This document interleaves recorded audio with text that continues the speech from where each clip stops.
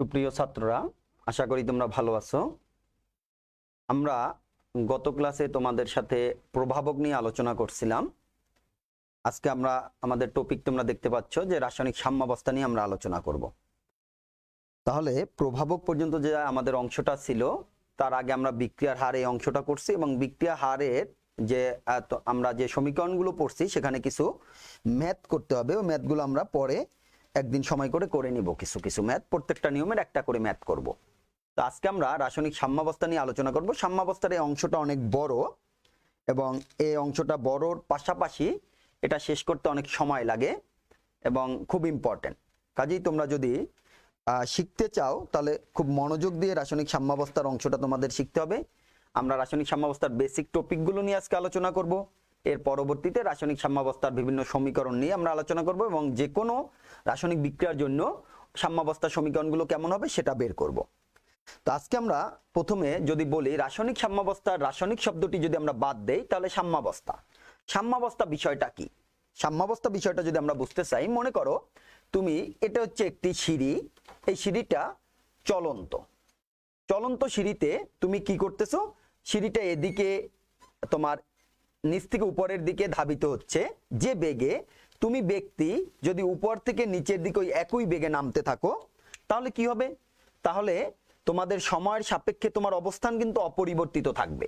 সিঁড়ি উপরের দিকে যে বেগে চলতেছে, তুমি ওই সিঁড়িতে তার বিপরীত দিক থেকে একই বেগে নিচের দিকে নামতেছো। তাহলে এই যে অবস্থাটা হবে, এই অবস্থাটার নাম হচ্ছে সাম্যাবস্থা। এখানে সিঁড়ির নিচ থেকে উপরের দিকের বেগ এবং তোমার উপর থেকে নিচের দিকের বেগ পরস্পর সমান। কিন্তু তোমরা কিন্তু সিঁড়ি এবং তুমি দুজনেই গতিশীল। তাহলে এই সাম্যাবস্থাকে আমরা কেমন সাম্যাবস্থা বলবো? গতিশীল সাম্যাবস্থা বলবো। মনে করো এটা হচ্ছে একটি জার। এই জারে তুমি কিছু পরিমাণ পানি রাখলে, পানি রেখে তুমি কি করলে, জারের এই জায়গা থেকে ছিদ্র করে দিয়ে এখানে স্টপ কর্ক দিয়ে তুমি এমন ব্যবস্থা রাখলে যে এখান থেকে ড্রপ ড্রপ পানি পড়তে পারবে। তাহলে আবার এটা থেকে তুমি উপরের থেকে পানি যোগ করারও ব্যবস্থা রাখলে। তাহলে ব্যাপারটা কেমন হলো? তুমি যে কয়টা ড্রপ, যত সময় যে কয়টা ড্রপ পানি নিচের দিকে পড়তে থাকবে, ওই একই সময়ে ওই কয়টা ড্রপ পানি তুমি যোগ করতেছো। তাহলে পাত্রের যে মোট পানির পরিমাণ, সে পানির পরিমাণ কি হবে? স্থির থাকবে। পানির পরিমাণ স্থির থাকবে, কিন্তু পানি কিন্তু পাত্রের নিচ থেকে নিচের দিকে গতিশীল, আবার উপরের দিক থেকে তুমি পানি কি করতেছো? যোগ করতেছো। তাহলে পানির যে মোট পরিমাণ সেটা স্থির থাকলেও তোমার প্রক্রিয়াটা চলমান। তাহলে এটা হচ্ছে সাম্যাবস্থা, যে মোট পরিমাণ একটা নির্দিষ্ট সময় গিয়ে তোমার সময় যতই অতিবাহিত হোক মোট পরিমাণ অপরিবর্তিত থাকবে। এই ব্যবস্থাটাকেই আমরা বলি সাম্যাবস্থা। এবং এই সাম্যাবস্থার ক্ষেত্রে আমরা যেটা বলি এটা হচ্ছে গতিশীল সাম্যাবস্থা। এই সাম্যাবস্থাটা হচ্ছে কেমন সাম্যাবস্থা? এটা হচ্ছে গতিশীল সাম্যাবস্থা। তাহলে এই গতিশীল সাম্যাবস্থা যদি হয়ে থাকে তাহলে সাম্যাবস্থা দেখো, আরেকটি আমি একটি পাত্রে বা জারে ব্রোমিন রাখলাম। ব্রোমিন তাহলে Br2, এটা মনে করো পাত্রের উপরের দিকে যারা আছে তারা বাষ্প অবস্থায় আছে, আর ওই জারটার নিচে যারা আছে তারা ব্রোমিন তরল অবস্থায় আছে। তাহলে আমরা কি দেখলাম? ব্রোমিন বাষ্প এবং ব্রোমিন তরল তারা হচ্ছে একইভাবে সাম্যাবস্থা অবস্থান করতেছে, ওই একই পাত্রের মধ্যে অবস্থান করতেছে। তাহলে একই পাত্রের মধ্যে যেটা অবস্থান করতেছে সেখানে ব্রোমিন পাত্রের উপরের দিকে যে বাষ্পটা তৈরি করতেছে সেটা ব্রোমিন বাষ্প, আর পাত্রের নিচের দিকে হচ্ছে ব্রোমিন তরল তৈরি করতেছে। ব্রোমিন বাষ্পের বর্ণটা হচ্ছে হলদে বাদামি, এই বর্ণটা হচ্ছে হলদে বাদামি। আর ব্রোমিন যে তরলটা তৈরি করতেছে এটা হচ্ছে গাঢ় লালচে বর্ণের, তাহলে একই জারের মধ্যে দেখো ব্রোমিন যখন তুমি রাখলে, এই তরল ব্রোমিন যখন রাখলে তার উদ্বেগ ধর্মের কারণে কিছু ব্রোমিন উপরের দিকে বাষ্প তৈরি করে থাকে, ওই বর্ণটা হয় হলদে বাদামি, নিচেরটা হয় গাঢ় লালচে। তাহলে এটাও একটি সাম্যাবস্থা হতে পারে। আবার মনে করো আরেকটি সাম্যাবস্থা হাইড্রোজেন আয়োডাইড, এটা বিয়োজিত হয়ে হাইড্রোজেন গ্যাস আর আয়োডিন গ্যাস উৎপন্ন করে। এটাও একটি সাম্যাবস্থা। এখানে হাইড্রোজেন আয়োডাইড হচ্ছে বর্ণহীন এবং আয়োডিন হচ্ছে বেগুনি বর্ণ ধারণ করে। তাহলে এগুলো এই যে প্রক্রিয়াগুলো আমরা বললাম সবগুলোই হচ্ছে সাম্যাবস্থা। এই চলন্ত সিঁড়ির যেদিকে উঠতেছে তার বিপরীত দিকে তুমি যে বেগে নামতেছো এটাও সাম্যাবস্থা। একটা পানির জারের মধ্যে আমরা যে সময়ে যতটুকু পানি যোগ করব নিচ থেকে ততটুকু পানি পড়ার ব্যবস্থা রাখবো সেটাও সাম্যাবস্থা। একই পাত্রের মধ্যে ব্রোমিন বাষ্প এবং তরল অবস্থায় অবস্থান করে এটাও সাম্যাবস্থা। একই পাত্রের মধ্যে বা একই তোমার কোনো বস্তু যে বিয়োজিত হয়ে যে উৎপন্ন করে তারাও এটাও সাম্যাবস্থা। কিন্তু এই সাম্যাবস্থা দেখো এখানে যে সাম্যাবস্থা সেখানে কোনো রাসায়নিক পরিবর্তন ঘটেনি। এখানের সাম্যাবস্থায় কোনো রাসায়নিক পরিবর্তন ঘটেনি, এই সাম্যাবস্থায় কোনো রাসায়নিক পরিবর্তন ঘটেনি, কিন্তু এই সাম্যাবস্থায় বস্তুর গঠনগত পরিবর্তন ঘটে। অর্থাৎ হাইড্রোজেন আয়োডাইড বিয়োজিত হয়ে যে হাইড্রোজেন আর আয়োডিন উৎপন্ন করে এখানে বস্তুর গঠনগত পরিবর্তন ঘটে। তাহলে এই যে সাম্যাবস্থা ব্রোমিন বাষ্প আর তরল যে পরস্পর সাম্যাবস্থা অবস্থান করে এই সাম্যাবস্থাকে আমরা বলি ভৌত সাম্যাবস্থা। তাহলে এটা কেমন সাম্যাবস্থা? এটা হচ্ছে ভৌত সাম্যাবস্থা। আর এই সাম্যাবস্থাটাকে আমরা কি বলবো? রাসায়নিক সাম্যাবস্থা বলবো। এটা হচ্ছে রাসায়নিক সাম্যাবস্থা। তাহলে দেখো সাম্যাবস্থাকে আমরা শুধু সাম্যাবস্থা নিয়ে যদি আলোচনা করি সাম্যাবস্থাকে আমরা দুটো ভাগে ভাগ করতে পারি, একটি ভৌত সাম্যাবস্থা একটি রাসায়নিক সাম্যাবস্থা। একটি ভৌত সাম্যাবস্থা একটি রাসায়নিক সাম্যাবস্থা। আজকে আমাদের আলোচনার বিষয় হবে রাসায়নিক সাম্যাবস্থা। তাহলে সাম্যাবস্থা বিষয়টা যদি আমরা বুঝতে পারি যে পরস্পর বিপরীত দিকে দুই দিকের বেগ হবে পরস্পর সমান, সেটাই হচ্ছে সাম্যাবস্থা। এবং সেটাকে যদি কোনো রাসায়নিক পরিবর্তন ঘটে তখন সেই সাম্যাবস্থাকে বলবো রাসায়নিক সাম্যাবস্থা। আর যদি পদার্থের গঠনগত কোনো পরিবর্তন না ঘটে থাকে তাহলে সেই সাম্যাবস্থাকে বলবো আমরা ভৌত সাম্যাবস্থা। এখন এই রাসায়নিক সাম্যাবস্থা কার ক্ষেত্রে প্রযোজ্য? রাসায়নিক সাম্যাবস্থা কোথায় সৃষ্টি হবে প্রশ্ন হচ্ছে সেটা। রাসায়নিক সাম্যাবস্থা কোন বিক্রিয়ার ক্ষেত্রে প্রযোজ্য হবে? তাহলে তোমরা বিক্রিয়ার দিক সম্পর্কে তোমাদের বিক্রিয়ার হারের মধ্যে আলোচনা করা হয়েছিল।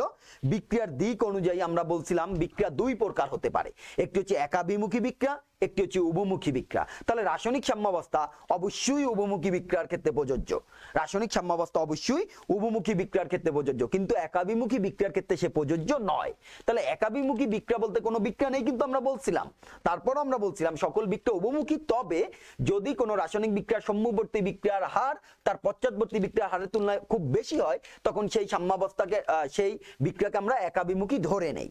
তাহলে এই রাসায়নিক সাম্যাবস্থা তুমি কার ক্ষেত্রে পাবে না? এই রাসায়নিক সাম্যাবস্থা তুমি মনে করো অ্যাসিড বেস রিঅ্যাকশনের ক্ষেত্রে পাবে না। একটি অ্যাসিড এবং ক্ষারক নিয়ে তুমি বিক্রিয়া করলে, মনে করো তুমি বিক্রিয়া করলে যে অ্যাসিড HCl নিলে তুমি আর সোডিয়াম হাইড্রোক্সাইড, এই বিক্রিয়ায় তোমার উৎপন্ন হবে সোডিয়াম ক্লোরাইড আর পানি। তাহলে এই বিক্রিয়ায় তুমি কিন্তু এই সাম্যাবস্থার সৃষ্টি হবে না, এই সাম্যাবস্থার সৃষ্টি হবে না। কিন্তু তুমি অনেক শর্ত পরিবর্তন করে এই বিক্রিয়াকেও সাম্যাবস্থায় রূপান্তরিত করতে পারো, সেটা আলাদা বিষয়। কিন্তু এটা স্বাভাবিক অবস্থায় এই বিক্রিয়ার ক্ষেত্রে এই সাম্যাবস্থার সৃষ্টি হয় না, এই বিক্রিয়ার ক্ষেত্রে এই সাম্যাবস্থার সৃষ্টি হয় না। দুই নম্বর হচ্ছে কোনো অধক্ষেপণ বিক্রিয়ায় সাম্যাবস্থার সৃষ্টি হবে না। মনে করো যেটা আমাদের সবচেয়ে পরিচিত সিলভার নাইট্রেট আর সোডিয়াম ক্লোরাইড, এই বিক্রিয়ায় আমাদের সিলভার ক্লোরাইড আর সোডিয়াম নাইট্রেটের অধক্ষেপ পড়ে। তাহলে এই বিক্রিয়ার ক্ষেত্রেও তুমি কি করতে পারবা না? এই বিক্রিয়ার ক্ষেত্রে তুমি সাম্যাবস্থার সৃষ্টি করতে পারবা না। মনে করো তুমি কোনো দহন বিক্রিয়া করবা, কার্বন যোগ অক্সিজেন, এই বিক্রিয়ায় কার্বন ডাই অক্সাইড আর হিট উৎপন্ন হবে, এই বিক্রিয়ায় কিন্তু সাম্যাবস্থার সৃষ্টি হবে না। তাহলে এই সকল একাভিমুখী বিক্রিয়া বা একমুখী বিক্রিয়ার ক্ষেত্রে রাসায়নিক সাম্যাবস্থার সৃষ্টি হয় না। এই সকল একমুখী বা একাভিমুখী বিক্রিয়ার ক্ষেত্রে রাসায়নিক সাম্যাবস্থার সৃষ্টি হয় না। তাহলে রাসায়নিক সাম্যাবস্থা কাদের ক্ষেত্রে সৃষ্টি হবে? উভমুখী বিক্রিয়ার ক্ষেত্রে সৃষ্টি হবে। রাসায়নিক সাম্যাবস্থা সৃষ্টি হবে কাদের ক্ষেত্রে? উভমুখী বিক্রিয়ার ক্ষেত্রে। যেমন হাইড্রোজেন আয়োডাইড, এরা পরস্পর যদি বিক্রিয়া বিয়োজিত হয় হাইড্রোজেন আয়োডাইড, এরা উৎপন্ন করবে হাইড্রোজেন আর আয়োডিন, এরা উৎপন্ন করবে হাইড্রোজেন আর আয়োডিন। একইভাবে যদি তুমি হেবারবাস পদ্ধতিতে অ্যামোনিয়া উৎপন্ন করতে চাও, হেবারবাস পদ্ধতিতে অ্যামোনিয়া উৎপাদনে মনে করো নাইট্রোজেন আর হাইড্রোজেন পরস্পর বিক্রিয়া করে অ্যামোনিয়া উৎপন্ন করে, তাহলে এই বিক্রিয়ায় সাম্যাবস্থার সৃষ্টি হবে, এই বিক্রিয়ারও সাম্যাবস্থার সৃষ্টি হবে। মনে করো তুমি নাইট্রোজেন আর হাইড্রোজেন তারা পরস্পর বিক্রিয়া করে দুই অণু অ্যামোনিয়া তৈরি করবে, তাহলে এখানে রাসায়নিক সাম্যাবস্থার সৃষ্টি হবে। তাহলে একাভিমুখী বিক্রিয়ার ক্ষেত্রে এই রাসায়নিক সাম্যাবস্থার সৃষ্টি হয় না, কিন্তু উভমুখী বিক্রিয়ার ক্ষেত্রে রাসায়নিক সাম্যাবস্থার সৃষ্টি হয়ে থাকে। রাসায়নিক সাম্যাবস্থার আগেই আমরা যে সাম্যাবস্থা নিয়ে আলোচনা করছিলাম, সাম্যাবস্থাকে কিন্তু আমরা বলছিলাম গতিশীল। সাম্যাবস্থা হচ্ছে গতিশীল, মানে সে স্থির না। তাহলে এই সাম্যাবস্থাকে দুটা ভাগ করছিলাম, একটা ভৌত সাম্যাবস্থা, একটা রাসায়নিক সাম্যাবস্থা। তাহলে রাসায়নিক সাম্যাবস্থাও আমাদের অবশ্যই গতিশীল অবস্থা হবে, রাসায়নিক সাম্যাবস্থাও অবশ্যই আমাদের গতিশীল হবে। তাহলে রাসায়নিক সাম্যাবস্থা যে গতিশীল অবস্থা তা আমরা কিভাবে বুঝি? কারণ কি, আমরা আপাত দৃষ্টিতে এটা মনে করতে পারি না বা বুঝি না যে এই প্রক্রিয়াটি গতিশীল। কেন? কারণ তখন সম্মুখবর্তী বিক্রিয়ার হার এবং পশ্চাৎবর্তী বিক্রিয়ার হার পরস্পর সমান হয়। এই সম্মুখবর্তী বিক্রিয়ার হার এবং পশ্চাৎবর্তী বিক্রিয়ার হার পরস্পর সমান হওয়ার কারণে রাসায়নিক সাম্যাবস্থাকে আমাদের কাছে স্থির মনে হলেও বাস্তবে রাসায়নিক সাম্যাবস্থা হচ্ছে একটি গতিশীল অবস্থা। অর্থাৎ সাম্যাবস্থায় পৌঁছার পরেও এই বিক্রিয়া চলতে থাকে, সাম্যাবস্থায় পৌঁছার পরেও এই বিক্রিয়া চলতে থাকে। মনে করো তুমি একটি বিক্রিয়া নিলা ফেরিক আয়ন আর ফ্রাস আয়ন, তা এদের দ্রবণ নিয়ে যদি তারা বিক্রিয়া করে, তারা পরস্পর তৈরি করে ফেরাস আয়ন আর ফেরিক আয়ন। তার মানে এই আয়ন দুটি পরস্পর ইলেকট্রন আদান প্রদান করতে থাকে। ফেরিক আয়ন ইলেকট্রন গ্রহণ করে ফেরাস আয়নে পরিণত হয়, ফেরাস আয়ন ইলেকট্রন দান করে ফেরিক আয়নে পরিণত হয়। তাহলে দেখো ফেরাস আয়ন এবং ফেরিক আয়ন এরা পরস্পর কিন্তু যখন বিক্রিয়া করে এই সাম্যাবস্থায় অবস্থান করে, কিন্তু সাম্যাবস্থায় গিয়ে তারা কিন্তু স্থির থাকে না। সাম্যাবস্থায় তারা ইলেকট্রন আদান প্রদান করতেছে, এটা সহজে আমরা বা তোমার আপাত দৃষ্টিতে বা খালি চোখে পাত্রের দিকে তুমি বুঝতে পারবা না যে বিক্রিয়া চলতেছে। কিন্তু ওই অবস্থায় বিক্রিয়া সর্বদা কি হচ্ছে? বিক্রিয়া সর্বদা চলমান, এবং সেক্ষেত্রে ফেরাস আয়ন এবং ফেরিক আয়ন পরস্পর ইলেকট্রন আদান প্রদান করতেছে। ফেরাস আয়ন এবং ফেরিক আয়ন পরস্পর ইলেকট্রন আদান প্রদান করতেছে। এক্ষেত্রে যদি আমরা একটি তেজস্ক্রিয় নেই, মনে করো ফেরিক আয়ন তেজস্ক্রিয় ধর্মসম্পন্ন নিলাম আর ফেরাস আয়ন, তারা যদি করে তখন তুমি সহজেই বুঝতে পারবে যে এটা ওই তেজস্ক্রিয়টা ফেরাস আয়ন তৈরি করতেছে আর এটা ফেরিক আয়ন হচ্ছে। তাহলে এক্ষেত্রে আমরা সহজেই একটি তেজস্ক্রিয় ধর্মসম্পন্ন যদি ফেরিক আয়ন বা ফেরাস আয়ন নিয়ে বিক্রিয়ার পাত্রকে বা বিক্রিয়াকে পর্যালোচনা করি, তাহলে আমরা দেখতে পাই যে এই রাসায়নিক সাম্যাবস্থাটা গতিশীল অবস্থায় থাকে। এই রাসায়নিক সাম্যাবস্থাটা গতিশীল অবস্থায় থাকে, এর পরিমাণ কমতে থাকে, এর পরিমাণ বাড়তে থাকে, এভাবে অনবরত চলতে থাকে এবং বিক্রিয়া সাম্যাবস্থায় গিয়ে থেমে যায় না বা স্থির হয়ে যায় না। তাহলে আমরা বলবো কি? আমরা বলবো যে রাসায়নিক সাম্যাবস্থা হচ্ছে একটি গতিশীল অবস্থা। রাসায়নিক সাম্যাবস্থা হচ্ছে একটি গতিশীল অবস্থা।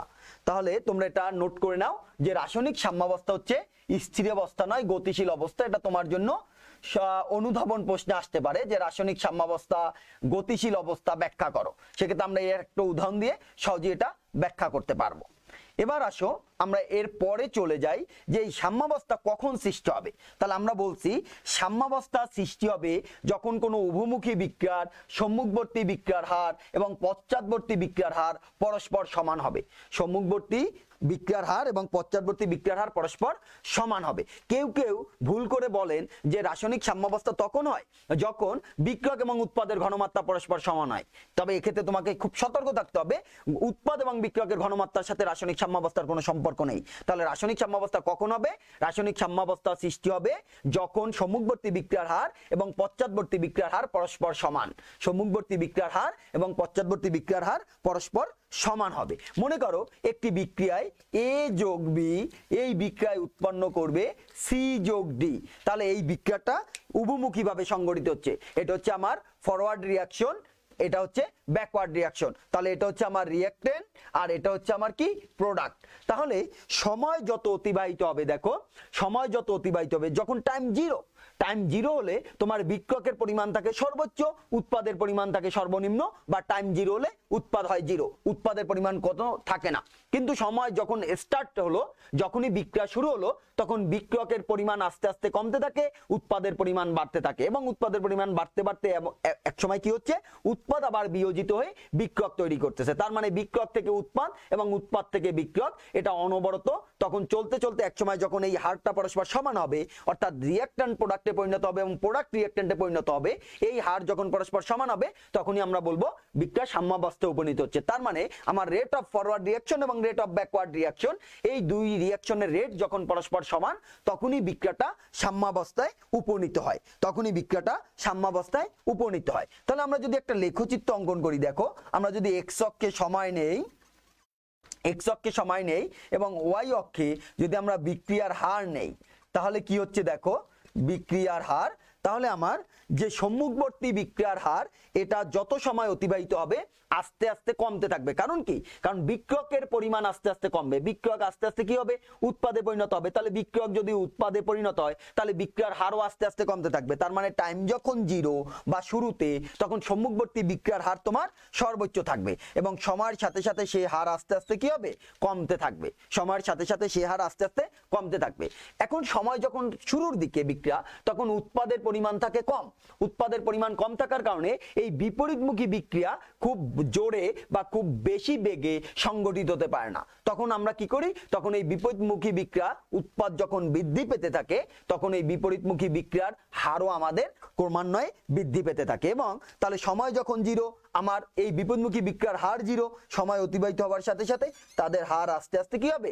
বৃদ্ধি পেতে থাকবে। তাদের হার আস্তে আস্তে বৃদ্ধি পেতে থাকবে এবং এই নির্দিষ্ট সময়ে গিয়ে এই পরিমাণ সময় অতিবাহিত হওয়ার পরে তখন তারা একই সাথে চলতে থাকে।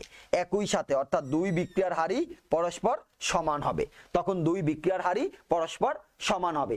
এই যে এই সময় অতিবাহিত হওয়ার পরে যখন উভয় বিক্রিয়ার হার পরস্পর সমান হলো, এই অংশটাই হচ্ছে আমাদের রাসায়নিক সাম্যাবস্থা। এই অংশটাকেই আমরা বলবো রাসায়নিক সাম্যাবস্থা, অর্থাৎ বিক্রিয়াটি সাম্যাবস্থায় উপনীত হয়ে গেল। তাহলে এটা কোন বিক্রিয়ার হার? এই অংশটা হচ্ছে আমাদের সম্মুখবর্তী বিক্রিয়ার হার, রেট অফ ফরওয়ার্ড রিয়াকশন আমরা লিখে রাখি। আর এটা হচ্ছে rate of backward reaction, R ও বি দিয়ে রাখি, রেট অফ ব্যাকওয়ার্ড রিয়াকশন। তাহলে এটা হচ্ছে রেট অফ ফরওয়ার্ড রিয়াকশনের কার্ভ, এটা হচ্ছে রেট অফ ব্যাকওয়ার্ড রিয়াকশনের কার্ভ। এবং কার্ভ দুটার রেট যখন পরস্পর এই সময় অতিবাহিত হওয়ার পরে মিলে যায়, তখন বিক্রিয়াটা সাম্যাবস্থায় উপনীত হয়ে যায়। তাহলে রাসায়নিক সাম্যাবস্থা কখন হবে? যখন কোনো উভমুখী রাসায়নিক বিক্রিয়ার সম্মুখবর্তী বিক্রিয়ার হার এবং পশ্চাৎবর্তী বিক্রিয়ার হার পরস্পর সমান হবে। তাহলে তোমাকে যদি প্রশ্ন করা হয় রাসায়নিক সাম্যাবস্থা কাকে বলে, তুমি কি বলবে? তুমি কি উত্তর দিবে? তুমি বলবে যে রাসায়নিক সাম্যাবস্থা হচ্ছে কোনো উভমুখী রাসায়নিক বিক্রিয়ার সম্মুখবর্তী বিক্রিয়ার হার এবং পশ্চাৎবর্তী বিক্রিয়ার হার যখন পরস্পর সমান, তখন তাকে রাসায়নিক সাম্যাবস্থা বলে। তখন তাকে রাসায়নিক সাম্যাবস্থা বলে। এখন সাম্যাবস্থায় উপনীত হওয়ার পরে তুমি খেয়াল করো, সাম্যাবস্থায় যখন উপনীত হয়ে গেল বিক্রিয়াটি, তখন বিক্রিয়ক কি করতেছে? যে হারে উৎপাদ তৈরি করতেছে, উৎপাদও একই হারে বিক্রিয়ক তৈরি করতেছে। তার মানে এই সময় অতিবাহিত হওয়ার পরে রিঅ্যাকট্যান্ট থেকে প্রোডাক্ট তৈরির হার এবং প্রোডাক্ট থেকে রিঅ্যাকট্যান্ট তৈরির হার পরস্পর সমান। তার মানে কি? তার মানে রাসায়নিক সাম্যাবস্থায় উপনীত হওয়ার পরে বিক্রিয়ক এবং উৎপাদের পরিমাণ স্থির হয়ে যাবে। এই পরিমাণ আর কোনো পরিবর্তন ঘটবে না। অর্থাৎ যে তাদের ঘনমাত্রা, সেই বিক্রিয়ক এবং উৎপাদের ঘনমাত্রা পরস্পর কি হয়ে যাবে? সমান হতেও পারে, নাও হতে পারে, তবে তাদের ঘনমাত্রাটা একটি কনস্ট্যান্ট মানে পৌঁছে যাবে। কারণ কি?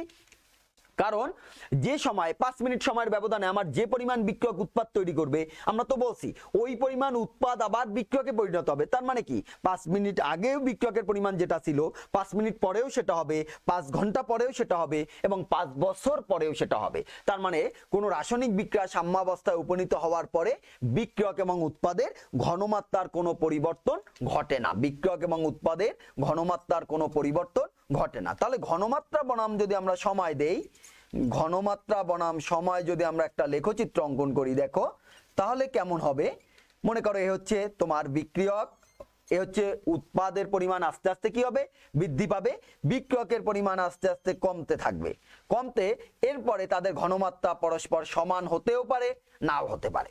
তাদের ঘনমাত্রা পরস্পর সমান হতে পারে, নাও হতে পারে, কিন্তু তাদের মানের আর কোনো পরিবর্তন ঘটবে না। তার মানে এই সময় অতিবাহিত হওয়ার পরে বিক্রিয়কের ঘনমাত্রা কনস্ট্যান্ট হবে, উৎপাদের ঘনমাত্রাও কনস্ট্যান্ট হবে। অর্থাৎ সময় যতই অতিবাহিত হবে বিক্রিয়ক এবং উৎপাদের ঘনমাত্রার কোনো পরিবর্তন হবে না। তাহলে এই কার্ভটা কার জন্য? এই কার্ভটা হচ্ছে আমার বিক্রিয়কের জন্য, আর এটা হচ্ছে কার জন্য? এটা হচ্ছে উৎপাদের জন্য।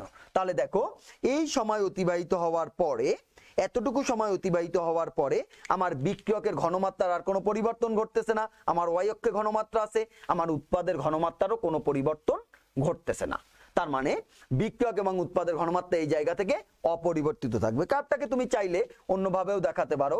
এক্ষেত্রে বিক্রিয়ক এবং উৎপাদের ঘনমাত্রা একটি আরেকটি থেকে বেশি হতে পারে, এরকম হতে পারে, এরকমও হতে পারে, মনে করো এই সময় অতিবাহিত হওয়ার পরে সেটা এভাবে চলবে, অথবা এই সময় অতিবাহিত হওয়ার পরে এটা এভাবে চলবে। কিন্তু ওই সাম্যাবস্থায় উপনীত হওয়ার পরে তাদের কি হবে? তাদের ঘনমাত্রা অপরিবর্তিত থাকবে। মূল কথা হলো ঘনমাত্রা অপরিবর্তিত হতে থাকবে। তাহলে রাসায়নিক সাম্যাবস্থায় উৎপাদ এবং বিক্রিয়কের ঘনমাত্রা কিন্তু পরস্পর সমান, এটা আমরা বলতে পারি না, হতেও পারে নাও হতে পারে, কিন্তু কি সমান?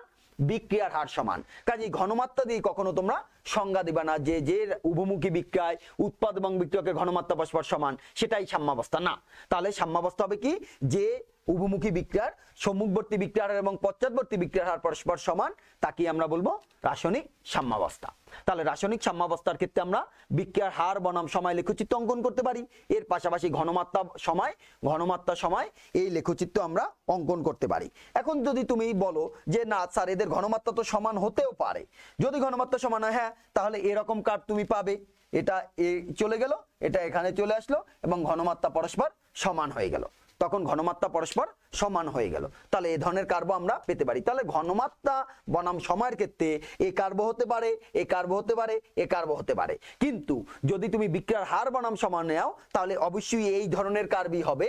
এই দুই ধরনের কার্ভ হওয়ার আর কোনো সুযোগ নেই, এই দুই ধরনের কার্ভ হওয়ার কোনো সুযোগ নেই। তাহলে ঘনমাত্রা বনাম সময় রাসায়নিক সাম্যাবস্থার কার্ভের ক্ষেত্রে আমরা তিন ধরনের লেখচিত্র পেয়ে থাকি, আর বিক্রিয়ার হার বনাম সময় ক্ষেত্রে আমরা এই এক ধরনের লেখই পেয়ে থাকি। তাহলে এই হচ্ছে আমাদের রাসায়নিক সাম্যাবস্থার লেখচিত্র। এবার আসো আমরা রাসায়নিক সাম্যাবস্থার তাহলে সংজ্ঞা পড়লাম, আমরা সাম্যাবস্থার প্রকারভেদ পড়লাম, সাম্যাবস্থা কোন বিক্রিয়ার জন্য প্রযোজ্য রাসায়নিক সাম্যাবস্থা সেটা দেখলাম। এরপর আমরা বিক্রিয়ার হার বনাম সময় এবং ঘনমাত্রা বনাম সময় এর লেখচিত্র অঙ্কন করলাম। এবার যদি আমরা একটু পরের টপিকে চলে যাই, পরের টপিক হচ্ছে আমাদের রাসায়নিক সাম্যাবস্থার বৈশিষ্ট্য কি। রাসায়নিক সাম্যাবস্থার প্রথম বৈশিষ্ট্য বলতে পারি এই সাম্যাবস্থা খুব স্থিতিশীল, অর্থাৎ এটার স্থায়িত্ব অনেক বেশি। কোনো রাসায়নিক বিক্রিয়া সাম্যাবস্থায় যদি উপনীত হয় এবং যদি তুমি তার কোনো নিয়ামককে পরিবর্তন না করো তাহলে এর সাম্যাবস্থার কোনো পরিবর্তন ঘটবে না, অর্থাৎ অনন্তকাল ধরে বিক্রিয়াটি সাম্যাবস্থায় চলতে থাকবে, অনন্তকাল ধরে বিক্রিয়াটি সাম্যাবস্থায় চলতে থাকবে। তার মানে তোমরা রাসায়নিক সাম্যাবস্থার বৈশিষ্ট্য লেখো। রাসায়নিক সাম্যাবস্থার বৈশিষ্ট্য, প্রথম বৈশিষ্ট্য হচ্ছে সাম্যের স্থায়িত্ব। প্রথম বৈশিষ্ট্য হচ্ছে সাম্যের স্থায়িত্ব, অর্থাৎ সাম্যাবস্থা খুব স্থিতিশীল। প্রথম বৈশিষ্ট্য আমরা লিখব সাম্যের স্থায়িত্ব। তাহলে রাসায়নিক সাম্যাবস্থা খুব স্থিতিশীল। স্থিতিশীল এ কারণে যে বিক্রিয়াটি সাম্যাবস্থায় উপনীত হওয়ার পরে এটা অনন্তকাল ধরে চলতে পারে, এটা অনন্তকাল ধরে চলতে পারে। মনে করো তুমি অ্যাসিড আর অ্যালকোহল বিক্রিয়া করবা, অ্যাসিড আর অ্যালকোহল, অ্যাসিড অ্যালকোহল বিক্রিয়া করে তুমি উৎপন্ন করতেছো এস্টার এবং পানি। এই বিক্রিয়ায় তুমি যদি প্রাথমিক অবস্থায় এটাকে 1 মোল 1 মোল ধরো, এটা 0 এবং যখন বিক্রিয়াটা সাম্যাবস্থায় যায় মনে করো এর কিছু অংশ হ্রাস পায়, এর কিছু অংশ হ্রাস পেয়ে এই অংশটা তৈরি হতে থাকে। তাহলে বিক্রিয়াটা যখন সাম্যাবস্থায় যায়, এই সাম্যাবস্থায় উপনীত হওয়ার পরে এই বিক্রিয়ার আর কোনো পরিবর্তন ঘটে না, এই বিক্রিয়ার আর কোনো পরিবর্তন ঘটে না, অর্থাৎ সময় যতই অতিবাহিত হতে থাকুক এদের ঘনমাত্রার আর কোনো পরিবর্তন হবে না। তাহলে সাম্যাবস্থায় উপনীত হওয়ার পরে বিক্রিয়াটি অনেক সময় যাবত ওই জায়গায় অবস্থান করতে পারে। সাম্যাবস্থায় উপনীত হওয়ার পরে বিক্রিয়াটি অনেক সময় যাবত ওই একই জায়গায় অবস্থান করতে পারে। এ কারণে আমরা বলতে পারি যে সাম্যাবস্থা হচ্ছে একটি স্থিতিশীল অবস্থা। সাম্যাবস্থা কেমন অবস্থা? সাম্যাবস্থা হচ্ছে একটি স্থিতিশীল অবস্থা। 2 নম্বর পয়েন্ট হচ্ছে আমাদের সাম্যাবস্থা, মনে করো নাইট্রোজেন এবং হাইড্রোজেন বিক্রিয়া করে তুমি অ্যামোনিয়া তৈরি করতেছো, আবার অ্যামোনিয়া বিয়োজিত হয়ে নাইট্রোজেন এবং হাইড্রোজেন তৈরি করতেছে। তাহলে নাইট্রোজেন হাইড্রোজেন সংযুক্ত হয়ে অ্যামোনিয়া, অ্যামোনিয়া বিয়োজিত হয়ে নাইট্রোজেন হাইড্রোজেন তৈরি করতেছে। এখন তুমি নাইট্রোজেন হাইড্রোজেন সম্মুখ দিক দিয়েও বিক্রিয়ার সাম্যাবস্থায় উপনীত হতে পারো। একইভাবে অ্যামোনিয়া বিয়োজিত হয়ে যখন নাইট্রোজেন হাইড্রোজেন তৈরি করে এই পশ্চাৎ দিক দিয়েও তুমি সাম্যাবস্থা আসতে পারো। তার মানে সাম্যাবস্থা যে কোনো দিক থেকে উপনীত হতে পারে, সম্মুখ দিক থেকেও আমার বিক্রিয়াটা সাম্যাবস্থা উপনীত হতে পারে, এর পাশাপাশি বিপরীত দিক থেকে অর্থাৎ পশ্চাৎ দিক থেকেও সাম্যাবস্থায় বিক্রিয়াটি উপনীত হতে পারে। তাহলে 2 নম্বর পয়েন্ট হচ্ছে উভয় দিক থেকে সুগম্যতা, উভয় দিক থেকে সুগম্যতা, অর্থাৎ তুমি যে কোনো দিক থেকে কি করতে পারো, যে কোনো দিক থেকে এই রাসায়নিক বিক্রিয়ার সাম্যাবস্থায় উপনীত হতে পারো, যে কোনো দিক থেকে তুমি এই রাসায়নিক বিক্রিয়ার সাম্যাবস্থায় উপনীত হতে পারো। 3 নম্বর হচ্ছে বিক্রিয়ার অপূর্ণতা। দেখো বিক্রিয়ার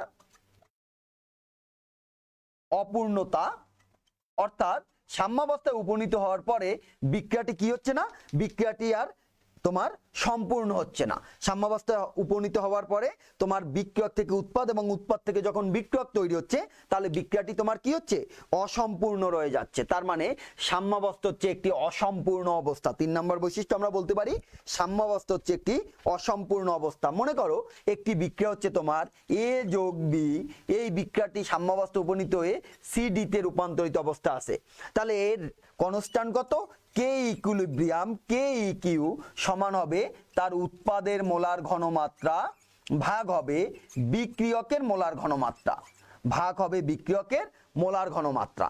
এখন দেখো যদি সকল বিক্রিয়ক উৎপাদে পরিণত হয় তাহলে এ বি এর মান 0, তাহলে এটা হবে ইনফিনিটি। আর যদি সকল বিক্রিয়কের কেউ উৎপাদ তৈরি না করে তাহলে সিডি হবে 0, তার মানে কে ইকিউ 0। কিন্তু বাস্তবে আমরা দেখতে পাই যে এই যে ইকুইলিব্রিয়াম কনস্ট্যান্ট এর মান 0ও না ইনফিনিটিও না, এর মান 0ও না ইনফিনিটিও না। তার মানে আমার কি হচ্ছে, তার মানে আমরা বলতে পারি যে আমার রাসায়নিক সাম্যাবস্থায় যে বিক্রিয়াটি একবার উপনীত হচ্ছে ওই বিক্রিয়াটি অসম্পূর্ণ থেকে যাচ্ছে, ওই বিক্রিয়াটি অসম্পূর্ণ থেকে যাচ্ছে। তাহলে অসম্পূর্ণ কিভাবে বুঝলাম আমরা, কারণ তার ইকুইলিব্রিয়াম কনস্ট্যান্ট, কারণ তার ইকুইলিব্রিয়াম কনস্ট্যান্টের মান কখনো 0 বা অসীম হতে পারে না, তার ইকুইলিব্রিয়াম কনস্ট্যান্টের মান কখনো 0 বা অসীম হতে পারে না। 4 নম্বর পয়েন্ট হচ্ছে আমাদের যে রাসায়নিক বিক্রিয়ায় প্রভাবকের ভূমিকাহীনতা, অর্থাৎ প্রভাবক রাসায়নিক সাম্যাবস্থায় কোনো পরিবর্তন করতে পারে না। আমরা গতদিন প্রভাবকের লেকচারের মধ্যে এই কথাটা পড়ে আসছিলাম। প্রভাবকের মধ্যে আমরা কিন্তু বলছিলাম যে প্রভাবক রাসায়নিক সাম্যাবস্থার কোনো পরিবর্তন করতে পারে না। তাহলে 4 নাম্বার হচ্ছে প্রভাবকের ভূমিকাহীনতা, প্রভাবকের ভূমিকা নেই, ভূমিকা নেই। তাহলে রাসায়নিক সাম্যাবস্থার উপর প্রভাবকের কোনো ভূমিকা নেই। কেন নেই, তাহলে মনে করো এই রাসায়নিক সাম্যাবস্থায় প্রভাবক কি কাজ করে, প্রভাবক কিভাবে রাসায়নিক বিক্রিয়াকে প্রভাবিত করে, আমরা যদি সেটা একটু চিন্তা করি আমাদের মনে আছে কিনা, প্রভাবক থেকে রাসায়নিক বিক্রিয়ার কৌশলের মধ্যে আমরা পড়ছিলাম প্রভাবক যে কোনো রাসায়নিক বিক্রিয়ার তোমার গতিপথকে পরিবর্তন করে, প্রভাবক রাসায়নিক বিক্রিয়ার গতিপথকে এমন ভাবে পরিবর্তিত করে যেন সক্রিয়ণ শক্তির মান হ্রাস পায়। তাহলে এটা হচ্ছে মনে করো সক্রিয়ণ শক্তির যদি আমরা কার্ভ দেখি, এদিকে আমাদের ছিল রিঅ্যাকশন কোঅর্ডিনেট আর এদিকে ছিল তোমার কি পটেনশিয়াল এনার্জি। যদি তাই হয় আমাদের কার্ভটা এমন ছিল, তোমাদের মনে আছে এরকম ছিল। এখন যখন তুমি প্রভাবক ইউজ করতেছো, প্রভাবক এই সক্রিয়ণ শক্তির মানটা কি করতেছে, হ্রাস করতেছে। তাহলে প্রভাবক যদি সক্রিয়ণ শক্তির মানটা হ্রাস করে তাহলে বিক্রিয়াটা মনে করো এ থেকে বি তৈরি হচ্ছে, বিক্রিয়াটি উভমুখী ভাবে সংগঠিত হচ্ছে। তাহলে আমার এখানে কে, এখানে এ, এখানে কে বি, তাহলে প্রভাবক কি করতেছে, আমার এই সক্রিয়ণ শক্তিকে হ্রাস করে দিচ্ছে, প্রভাবক আমার এই সক্রিয়ণ শক্তিকে হ্রাস করে দিচ্ছে। তাহলে এ থেকে বি তৈরির সক্রিয়ণ শক্তি সে যেভাবে হ্রাস করে ঠিক একইভাবে বি থেকে এ তৈরির সক্রিয়ণ শক্তিও সে হ্রাস করে দেয়, ঠিক একইভাবে সে বি থেকে এ এর সক্রিয়ণ শক্তিও সে হ্রাস করে দেয়। তার মানে প্রভাবক শুধুমাত্র সম্মুখবর্তী বিক্রিয়ার হারকে প্রভাবিত করে তা না, যখন বিক্রিয়াটা উভমুখী হয় তখন সে সম্মুখবর্তী বিক্রিয়ার হারের পাশাপাশি পশ্চাৎবর্তী বিক্রিয়া বা পশ্চাৎমুখী বিক্রিয়ার হারকেও প্রভাবিত করে। তার মানে প্রভাবক যখন সে রাসায়নিক বিক্রিয়াকে প্রভাবিত করে তখন উভমুখী বিক্রিয়া হলে সে সম্মুখবর্তী এবং পশ্চাৎবর্তী উভয় বিক্রিয়ার হারকে প্রভাবিত করবে। যদি উভয় বিক্রিয়ার হারকে সে প্রভাবিত করে তাহলে আমরা বলতে পারি কি, তাহলে সম্মুখটাকেও সে যতটুকু বাড়াবে পশ্চাৎটাকেও ততটুকু বাড়াবে, সম্মুখটাকে সে যতটুকু হ্রাস করবে পশ্চাৎমুখী বিক্রিয়ার হারকেও ততটুকুই হ্রাস করে। যদি তাই করে তাহলে প্রভাবক এই সাম্যাবস্থার কোনো পরিবর্তন করতে পারে না, কারণ এটাও যত বাড়ে এটাও তত বাড়ে। তার মানে উভয়ের হার পরস্পর কি হচ্ছে, সেই সমানই থাকতেছে। এই কারণে প্রভাবকের কোনো এই বিক্রিয়ার ক্ষেত্রে ভূমিকা নেই। মনে করো একটি বিক্রিয়া আমরা যদি মনে করি এ যোগ বি, বিক্রিয়ায় উৎপন্ন হবে সি যোগ ডি, সি যোগ ডি। এখন এই বিক্রিয়ার হার কত, এই বিক্রিয়ার ফরওয়ার্ড রিঅ্যাকশন আর এটা হচ্ছে ব্যাকওয়ার্ড রিঅ্যাকশন। তাহলে rate of forward reaction R F সমান কত হবে, আমি ধরে নিলাম K1 C into D, sorry তোমার K1 এ ইন্টু বি হবে, এ এর মোলার ঘনমাত্রা গুণ বি এর মোলার ঘনমাত্রা। আমরা ভর ক্রিয়া সূত্র অনুযায়ী যদি ধরি K1 AB forward reaction rate, এটা কার? প্রভাবকের অনুপস্থিতিতে, প্রভাবক অনুপস্থিত। কিন্তু যদি প্রভাবক উপস্থিত থাকে তাহলে আমার আরএফ কত হবে? আরএফ আমি মনে করি প্রভাবকের উপস্থিতিতে বিক্রিয়ার এন গুণ বেড়ে যায়। তাহলে যদি এন গুণ বাড়ে তাহলে এন K1 ইন্টু এ ইন্টু বি, এটা হচ্ছে প্রভাবক উপস্থিত, এটা হচ্ছে প্রভাবক উপস্থিত। তাহলে দেখো এটা প্রভাবক অনুপস্থিত, এটা হচ্ছে প্রভাবক উপস্থিত। তাহলে প্রভাবক উপস্থিতিতে ফরওয়ার্ড রিঅ্যাকশন রেট তোমার কতটুকু বেড়ে গেল? ফরওয়ার্ড রিঅ্যাকশন রেট এন গুণ বেড়ে গেল, ফরওয়ার্ড রিঅ্যাকশন রেট এন গুণ বেড়ে গেল। তাহলে প্রভাবকের অনুপস্থিতিতে আমার ব্যাকওয়ার্ড রিঅ্যাকশন রেট কত? আরবি, আরবি সমান হবে K1, আরবি সমান হবে K1 বা K2 ধরি আমরা, K2। তখন বিক্রিয়ক, ব্যাকওয়ার্ড রিঅ্যাকশনের জন্য আমার বিক্রিয়ককে সিআরডি, ব্যাকওয়ার্ড রিঅ্যাকশনের জন্য আমার বিক্রিয়ক হচ্ছে সিআরডি। তাহলে আরবি সমান হবে K2 সি ইন্টু ডি। তাহলে আমার আরএফটা কত হবে? আরএফ হবে ওই প্রভাবকের তোমার উপস্থিতিতে এন গুণ বাড়বে, তাহলে N K2 C into D, N K2 C into D. এখন তুমি বলছো বিক্রিয়াটি রাসায়নিক সাম্যাবস্থায় উপনীত হয়। বিক্রিয়াটি যদি রাসায়নিক সাম্যাবস্থায় উপনীত হয় তাহলে আরএফ আর আরবি পরস্পর সমান, আরএফ আর আরবি সমান। তাহলে প্রভাবকের অনুপস্থিতিতে কি হবে? প্রভাবকের অনুপস্থিতিতে আমরা বলবো আরবি সমান আরএফ। তাহলে আমরা মানটা কত আসে? K1 AB সমান K2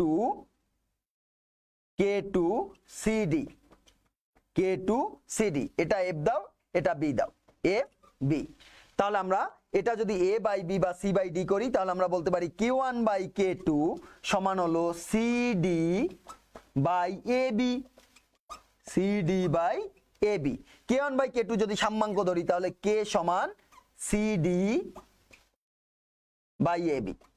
এটা কখন তুমি পেলে? এটা যখন তুমি প্রভাবক ইউজ করনি, যখন সাম্যাবস্থায় প্রভাবক ইউজ করনি। এখন তুমি সাম্যাবস্থায় প্রভাবক ইউজ করছো, তুমি সাম্যাবস্থায় প্রভাবক ইউজ করছো, তাহলে কি হবে? তখন ফরওয়ার্ড রিঅ্যাকশন রেট কত? প্রভাবকের উপস্থিতিতে forward reaction rate NK1 KB, NK1 AB এবং ব্যাকওয়ার্ড রিঅ্যাকশন রেট কত? NK2 CD। তাহলে আমরা প্রভাবকের উপস্থিতিতে, প্রভাবকের উপস্থিতিতে আমরা বলতে পারি আরএফ সমান আরবি। তাহলে আরএফ হলো আমার NK1 AB সমান হবে NK2 CD। দেখো তাহলে NN যদি আমি বাদ দিয়ে দেই তাহলে আমার হবে K1 বাই K2 সমান হবে CD by AB, CD by AB। তাহলে সাম্যাঙ্ক K সমান হবে কত? K সমান হবে CD by AB, CD by AB হয়ে গেল। তাহলে দেখো প্রভাবক তুমি ইউজ করছো তাতেও সাম্যাঙ্কের যে মান আসছে, প্রভাবক ইউজ না করেও এটা ইউজ করনি, এটা ইউজ করছো তাতেও একই মান আসছে। তার মানে কি? তার মানে প্রভাবক তোমার সাম্যাবস্থার কোনো পরিবর্তন করতে পারেনি, প্রভাবক সাম্যাবস্থার কোনো পরিবর্তন করতে পারেনি।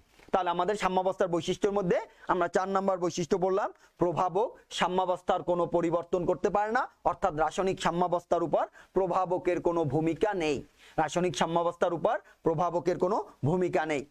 5 নাম্বার বৈশিষ্ট্যে আমরা চলে যাই। রাসায়নিক সাম্যাবস্থা হচ্ছে গতিশীল অবস্থা, একটু আগে আমরা সেটা প্রমাণ করে আসছি। তাহলে তোমরা 5 নাম্বার বৈশিষ্ট্য লেখো, রাসায়নিক সাম্যাবস্থা হলো গতিশীল, রাসায়নিক সাম্যাবস্থা হলো গতিশীল অবস্থা। 6 নাম্বার বৈশিষ্ট্য লেখো, এটি আবদ্ধ পাত্রে সংগঠিত হয়। রাসায়নিক সাম্যাবস্থা কেমন পাত্রে সংগঠিত হবে? আবদ্ধ পাত্রে সংগঠিত হবে। তাহলে এই হচ্ছে আমাদের মোটামুটি সাম্যাবস্থার বৈশিষ্ট্য। আমরা প্রথমটা বলছিলাম সাম্যাবস্থার স্থায়িত্ব আছে, দ্বিতীয় বৈশিষ্ট্য বলছি উভয় দিক থেকে এটা অর্জন করা যায়, অর্থাৎ উভয় দিক থেকে সৌগম্যতা। তৃতীয় বৈশিষ্ট্য বলছি সাম্যাবস্থা হচ্ছে বিক্রিয়া অসম্পূর্ণ থাকে। চতুর্থ বৈশিষ্ট্য বলছি প্রভাবকের কোনো ভূমিকা থাকে না। পঞ্চম বৈশিষ্ট্য বলছি সাম্যাবস্থা হচ্ছে একটি গতিশীল অবস্থা। ষষ্ঠ বৈশিষ্ট্য আমরা বলছি এটি আবদ্ধ পাত্রে সংগঠিত। আবদ্ধ পাত্রে কেন? কারণ যদি একটি উৎপাদ গ্যাসীয় হয় তখন তোমার কি হবে, যদি তুমি সেটাকে আবদ্ধ পাত্রে সংগঠিত না করো তাহলে উন্মুক্ত পাত্রে হলে তোমার গ্যাস উড়ে যাবে, তখন বিপরীতমুখী বিক্রিয়ার সংগঠিত করা সম্ভব নয়। এ কারণে সাম্যাবস্থা যদি উৎপাদ একটি গ্যাসীয় হয় অবশ্যই তোমাকে আবদ্ধ পাত্রে সংগঠিত করতে হবে, অবশ্যই তোমাকে আবদ্ধ পাত্রে সংগঠিত করতে হবে। তাহলে এ হলো আমাদের রাসায়নিক সাম্যাবস্থার বৈশিষ্ট্য। এরপরে হচ্ছে এই রাসায়নিক সাম্যাবস্থা দেখো তোমার, আমরা যদি দুটো উদাহরণ দেখি একটু, 2SO2 গ্যাস, O2 গ্যাস, এই বিক্রিয়ায় উৎপাদ হবে SO3 গ্যাস। এটা একটি রাসায়নিক সাম্যাবস্থা, কারণ এখানে রাসায়নিক পরিবর্তন ঘটছে, কারণ এখানে রাসায়নিক পরিবর্তন ঘটছে। দেখো সালফার ডাইঅক্সাইড এবং অক্সিজেন পরস্পর মিলিত হয়ে সালফার ডাইঅক্সাইড তৈরি করছে। আমি যদি আরেকটি সাম্যাবস্থা লিখি, দেখো ক্যালসিয়াম কার্বনেট, এটাকে তাপ দিলে ক্যালসিয়াম অক্সাইড এবং কার্বন ডাই অক্সাইড তৈরি হচ্ছে, এটাও আমার একটি সাম্যাবস্থা। কিন্তু দুই সাম্যাবস্থার দুটাই রাসায়নিক সাম্যাবস্থা, দুটার মধ্যে আমার পার্থক্য কি? এই সাম্যাবস্থায় বিক্রিয়ক এবং উৎপাদগুলোর ভৌত অবস্থা একই, আর নিচের সাম্যাবস্থায় বিক্রিয়ক এবং উৎপাদের ভৌত অবস্থা ভিন্ন ভিন্ন। এখানে বিক্রিয়ক সলিড, একটা উৎপাদ সলিড, একটা উৎপাদ গ্যাস। তার মানে এই সাম্যাবস্থায় সকল বিক্রিয়ক উৎপাদ একই ভৌত অবস্থায় অবস্থান করে। যদি কোনো রাসায়নিক সাম্যাবস্থায় সকল বিক্রিয়ক এবং উৎপাদ একই সাম্যাবস্থায় অবস্থান করে তখন তাকে আমরা বলি সমসত্ব সাম্যাবস্থা। তাহলে এই সাম্যাবস্থাটা কেমন সাম্যাবস্থা? সমসত্ব সাম্যাবস্থা। তার যখন ভিন্ন ভিন্ন ভৌত দশায় থাকবে তখন তাকে বলবো আমরা অসমসত্ব সাম্যাবস্থা। তাহলে সেটা হবে অসমসত্ব সাম্যাবস্থা। তাহলে সাম্যাবস্থা কত, রাসায়নিক সাম্যাবস্থা কত প্রকার? রাসায়নিক সাম্যাবস্থা হচ্ছে দুই প্রকার। তাহলে তোমরা দেখো রাসায়নিক সাম্যাবস্থা হচ্ছে দুই প্রকার, একটি হচ্ছে সমসত্ব সাম্যাবস্থা আর একটি হচ্ছে অসমসত্ব সাম্যাবস্থা। একটি সমসত্ব সাম্যাবস্থা আর একটি হচ্ছে অসমসত্ব সাম্যাবস্থা। সমসত্ব সাম্যাবস্থা হবে কখন? যখন কোনো রাসায়নিক সাম্যাবস্থায় সকল বিক্রিয়ক এবং উৎপাদ একই ভৌত অবস্থায় থাকবে। সমসত্ব সাম্যাবস্থা হবে যখন কোনো রাসায়নিক বিক্রিয়ায় বিক্রিয়ক এবং উৎপাদ, সকল বিক্রিয়ক এবং সকল উৎপাদ একই ভৌত অবস্থায় থাকবে তখন তাকে বলবো আমরা সমসত্ব সাম্যাবস্থা। আর যখন কোনো রাসায়নিক সাম্যাবস্থায় বিক্রিয়ক এবং উৎপাদগুলো ভিন্ন ভিন্ন ভৌত অবস্থায় থাকবে তখন তাকে বলবো আমরা অসমসত্ব সাম্যাবস্থা, তখন তাকে আমরা বলবো অসমসত্ব সাম্যাবস্থা। তাহলে এই গেল আমাদের রাসায়নিক সাম্যাবস্থার প্রকারভেদ। এই রাসায়নিক সাম্যাবস্থার পরে এখন রাসায়নিক সাম্যাবস্থায় যদি কোনো রাসায়নিক বিক্রিয়া উপনীত হয়ে যায় তাহলে এই বিক্রিয়া তো স্থিতিশীল। আমরা বলছি যে এই বিক্রিয়া অনন্তকাল ধরে চলতে থাকে। তাহলে অনন্তকাল ধরে যদি চলতে থাকে তাহলে তুমি অ্যামোনিয়া উৎপাদনের জন্য বিক্রিয়া ঘটাচ্ছ, নাইট্রোজেন এবং হাইড্রোজেন পরস্পর সংযোগ দিয়ে তুমি অ্যামোনিয়া তৈরি করতে চাচ্ছ। সেখানে নাইট্রোজেন হাইড্রোজেন তোমার অ্যামোনিয়া তৈরি করতেছে, আবার অ্যামোনিয়া ভেঙে নাইট্রোজেন হাইড্রোজেন তৈরি হচ্ছে। তাহলে তোমার কি লাভ হচ্ছে? তোমার এই বিক্রিয়া সংগঠিত করে কি লাভ? তাহলে তুমি যদি উৎপাদ নাই পেয়ে থাকো তাহলে এই বিক্রিয়া করে তো তোমার কোনো লাভ নেই। তাহলে তোমার কি করতে হবে? এই নাইট্রোজেন হাইড্রোজেনকে পরস্পর সংযুক্ত করে অ্যামোনিয়া তৈরি করে ওই অ্যামোনিয়া যেন আর ভেঙে নাইট্রোজেন হাইড্রোজেন তৈরি করতে না পারে সেদিকে খেয়াল রাখতে হবে। সেটা যদি খেয়াল রাখতে হয় তার মানে সাম্যাবস্থার তোমার পরিবর্তন ঘটাতে হবে। বিক্রিয়াটা সাম্যাবস্থায় গেলে তার পরিবর্তন ঘটাতে হবে। সাম্যাবস্থায় পরিবর্তনের জন্য আমরা কি করি? লাসাতেলিয়ের নীতি পড়বো, যেটা তোমরা 9-10-এ পড়ে আসছো। তাহলে লাসাতেলিয়ের নীতিতে কি বলা হলো? লাসাতেলিয়ের নীতিতে বলা হলো কোন রাসায়নিক বিক্রিয়া সাম্যাবস্থায় উপনীত কালে যদি ওই সাম্যের একটি অবস্থানকে তুমি পরিবর্তন করো, তাহলে একটি নিয়ামককে পরিবর্তন করো, তাহলে সাম্যের অবস্থান এমন ভাবে পরিবর্তিত হবে যেন নিয়ামক পরিবর্তনের ফলাফল প্রশমিত হয়। তাহলে নিয়ামকগুলো কি কি? নিয়ামকগুলো হলো তাপমাত্রা, চাপ, ঘনমাত্রা। নিয়ামকগুলো হলো আমাদের তাপমাত্রা, চাপ, ঘনমাত্রা। তাহলে আমরা এখন পড়বো কি? লাসাতেলিয়ের নীতি। লাসাতেলিয়ের নীতি। তাহলে লাসাতেলিয়ের নীতিতে কি বলা হলো?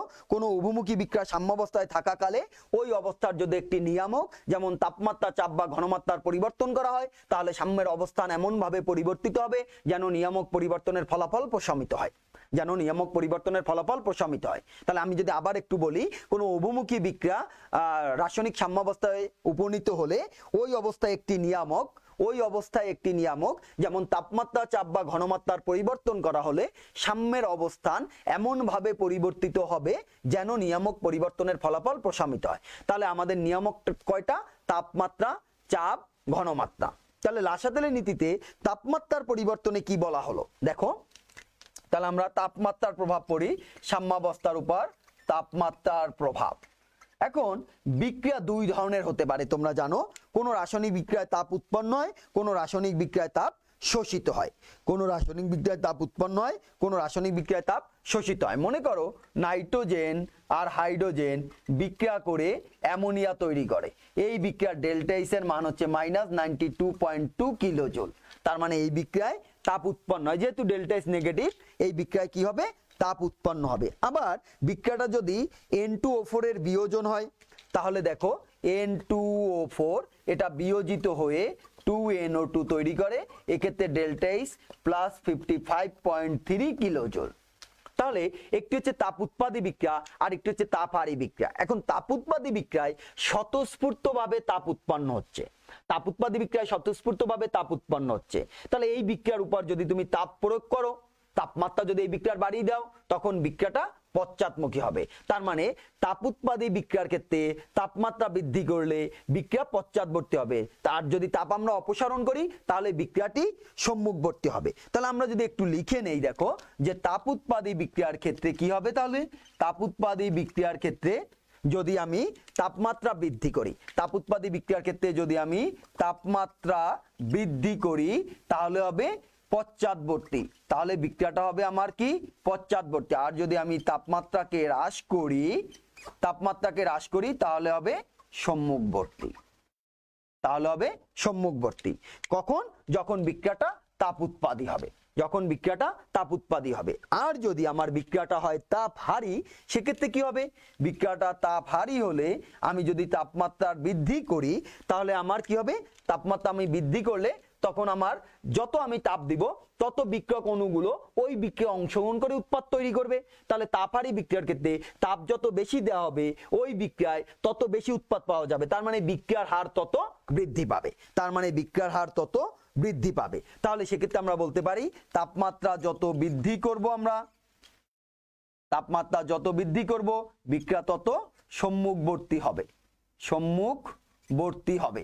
আর যদি তাপমাত্রা আমরা হ্রাস করি, তাপমাত্রা যদি হ্রাস করি তাহলে হবে পশ্চাৎবর্তী। তাহলে তোমরা এটুকু একটু লিখে নাও যে তাপ উৎপাদী বিক্রিয়ার ক্ষেত্রে আমরা যদি তাপমাত্রা বৃদ্ধি করি, তাপহারী বিক্রিয়ার ক্ষেত্রে তাপমাত্রা বৃদ্ধি করলে বিক্রিয়াটা সম্মুখ দিকে ধাবিত হবে, আর যদি তাপমাত্রা হ্রাস করি তাহলে বিক্রিয়াটা পশ্চাৎ দিকে ধাবিত হবে। সাম্যাবস্থার কোনো বিক্রিয়ার তাপমাত্রার প্রভাবের জন্য আমরা ভ্যান টপ সমীকরণের সাহায্যেও তাকে প্রকাশ করতে পারি। কার সমীকরণ, ভ্যান টপ সমীকরণ। ভ্যান টপ সমীকরণটা কি, তাহলে দেখো একটু, ভ্যান টপ সমীকরণটা হচ্ছে log kp সমান minus delta H by 2.303 r into 1/t plus ধ্রুবক। এই সমীকরণকে আমরা বলি ভ্যান টপ সমীকরণ, এই সমীকরণকে বলি আমরা ভ্যান টপ সমীকরণ। তাহলে সমীকরণটা হচ্ছে কি, log kp সমান minus delta H by 2.303 r into 1/t plus ধ্রুবক। এখন তোমার যদি প্রক্রিয়াটা তাপ উৎপাদী হয়, খেয়াল করো প্রক্রিয়াটা তোমার, মনে করো তুমি তাপ উৎপাদীর জন্য তোমার ডেল্টা এইচ কত, ডেল্টা এইচ হবে নেগেটিভ। তাহলে ভ্যান টপ সমীকরণটা কত হবে, ভ্যান টপ সমীকরণটা হবে log kp সমান ডেল্টা এইচ, তখন নেগেটিভ নেগেটিভ মিলে হয়ে যাবে positive, by 2.303 r into 1/t যোগ ধ্রুবক। তার মানে তাপ উৎপাদীর ক্ষেত্রে সমীকরণটা কেমন দাঁড়াচ্ছে, এটাকে যদি তুমি y মনে করো, এটাকে যদি x মনে করো, এটাকে যদি c মনে করো, তাহলে এটা হবে y সমান mx প্লাস c, y সমান mx প্লাস c। তাহলে এটা হবে y সমান mx প্লাস c টাইপের সমীকরণ। তাপ উৎপাদী বিক্রিয়ার ক্ষেত্রে এটা হবে y সমান mx plus c type equation. যদি তাই হয় সেক্ষেত্রে আমরা যদি তার গ্রাফটা অঙ্কন করি, তার গ্রাফটা কেমন হবে দেখো, তার গ্রাফটা হবে y অক্ষকে ছেদকারী সরল রেখা হবে, y অক্ষকে ছেদকারী সরল রেখা হবে।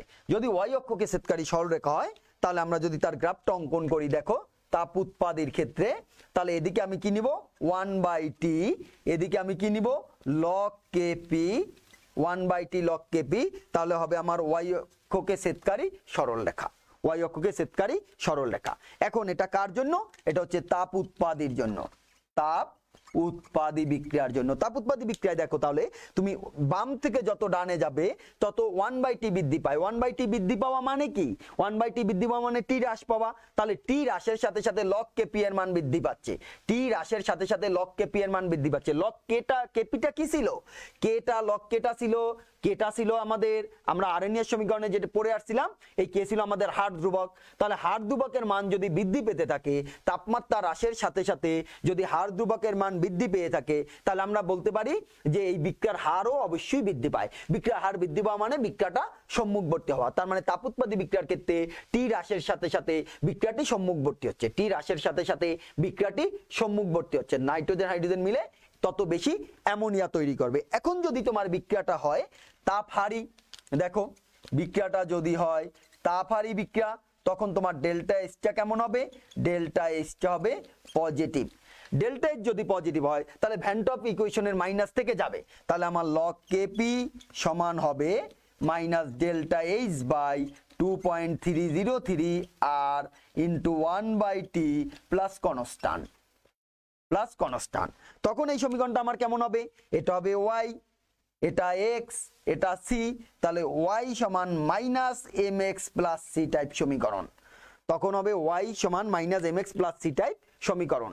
এই সমীকরণের সরলরেখা কেমন হয়? তোমাদের আরএনএর সমীকরণে পড়ানো হয়েছিল যে ওয়াই এবং এক্স অক্ষকে ছেদকারী সরলরেখা হবে। তাহলে এদিকে যদি তুমি লগ কেপি নাও, লগ কেপি, আর এদিকে আমরা নিলাম 1/t, তাহলে দেখো টি 1/t বৃদ্ধি পাচ্ছে, বাম থেকে যত ডানে যাব 1/t তত বৃদ্ধি পাবে। 1/t বৃদ্ধি পাওয়া মানে কি? 1/t বৃদ্ধি পাওয়া মানে হচ্ছে টি হ্রাস পাওয়া। তাহলে টি হ্রাসের সাথে সাথে আমার লগ কেপিও হ্রাস পাচ্ছে। লগ কেপি হ্রাস পাওয়া মানে বিক্রিয়ার হার ধ্রুবক হ্রাস পাওয়া, হার ধ্রুবক হ্রাস পাওয়া মানে বিক্রিয়ার হারও হ্রাস পাওয়া। তার মানে তাপমাত্রা হ্রাসের সাথে সাথে তাপহারী বিক্রিয়ার ক্ষেত্রে বিক্রিয়ার হার হ্রাস পায়। তাহলে তাপমাত্রা বৃদ্ধির সাথে সাথে উল্টাটা হবে, তাপহারী বিক্রিয়ার ক্ষেত্রে তাপ হ্রাসের সাথে সাথে তাপহারী বিক্রিয়ার ক্ষেত্রে বিক্রিয়ার হার হ্রাস পাবে, তাহলে তাপমাত্রা বৃদ্ধির সাথে সাথে বিক্রিয়ার হারও বৃদ্ধি পাবে। তাহলে লাসাতেলের নীতিতে আমাদের সাম্যাবস্থার উপর যে তাপমাত্রার প্রভাব, সেই তাপমাত্রার প্রভাবে আমরা সহজেই এটা ভ্যান টপ সমীকরণ দিয়ে গ্রাফ অঙ্কন করে বলে দিতে পারি। যদি তোমাদের তাহলে আসে যে লাসাতেলের নীতির উপর তাপমাত্রার প্রভাব, সাম্যাবস্থার উপর তাপমাত্রার প্রভাব, তাপমাত্রা পরিবর্তন করলে কি হবে, তাহলে আমরা বলছি যদি বিক্রিয়াটি তাপ উৎপাদী বিক্রিয়া হয়, তাপ উৎপাদী বিক্রিয়ার ক্ষেত্রে তাপমাত্রা বৃদ্ধির সাথে সাথে বিক্রিয়াটা পশ্চাৎবর্তী হবে, অর্থাৎ বিক্রিয়ার হার হ্রাস পাবে। আর যদি তাপ অপসারণ করা হয় তাহলে বিক্রিয়াটা সম্মুখবর্তী হবে, অর্থাৎ তাপমাত্রা বৃদ্ধি অপসারণের সাথে সাথে বিক্রিয়াটা হার বাড়বে, অর্থাৎ তোমার লগ কেপি এর মান বাড়বে। আর যদি বিক্রিয়াটি তাপহারী বিক্রিয়া হয় সেক্ষেত্রে তাপ বৃদ্ধির সাথে সাথে বিক্রিয়াটি সম্মুখবর্তী হবে, তাপ অপসারণের সাথে সাথে বিক্রিয়াটি পশ্চাৎবর্তী হবে, যেটা এই ভ্যান টপ সমীকরণ থেকে আমরা সহজেই এটা ক্যালকুলেশন করতে পারি বা এটা গ্রাফ অঙ্কন করে ব্যাখ্যা করতে পারি। আমাদের দ্বিতীয় নিয়ামক হচ্ছে চাপের প্রভাব। দ্বিতীয় নিয়ামক হচ্ছে চাপের প্রভাব। দেখো চাপের প্রভাব হচ্ছে আমাদের শুধুমাত্র গ্যাসীয় পদার্থের ক্ষেত্রে প্রযোজ্য। চাপের প্রভাব গ্যাসীয় বিক্রিয়া হারের মধ্যে আমরা এটা বলে আসছিলাম যে চাপের প্রভাব শুধুমাত্র গ্যাসীয় পদার্থের ক্ষেত্রে প্রযোজ্য হয়। চাপের প্রভাব শুধুমাত্র গ্যাসীয় পদার্থের ক্ষেত্রে প্রযোজ্য হয়। তাহলে চাপের প্রভাব যদি শুধু গ্যাসীয় পদার্থের ক্ষেত্রে প্রযোজ্য হয়, তাহলে বিক্রিয়ার হারের ক্ষেত্রে আমরা এটা বলছি যে চাপের প্রভাব বিক্রিয়ার হার যে গ্যাসীয় পদার্থের ক্ষেত্রে প্রযোজ্য, তাহলে গ্যাসীয় পদার্থের ক্ষেত্রে চাপ প্রয়োগ করলে বিক্রিয়ার হার যেদিকে মোল সংখ্যা বেশি থাকে সেদিক থেকে তার বিপরীত দিকে ধাবিত হয়ে থাকে, সেদিক থেকে তার বিপরীত দিকে ধাবিত হয়ে থাকে। মনে করো আমরা কয়েকটি বিক্রিয়া লিখি। একটা বিক্রিয়া হচ্ছে PCl5, এটি হবে PCl3 যোগ Cl2, এটা একটি বিক্রিয়া। আরেকটি বিক্রিয়া হচ্ছে নাইট্রোজেন যোগ 3 মোল হাইড্রোজেন, বিক্রিয়ায় উৎপন্ন হবে 2 মোল অ্যামোনিয়া, এটা আরেকটি বিক্রিয়া।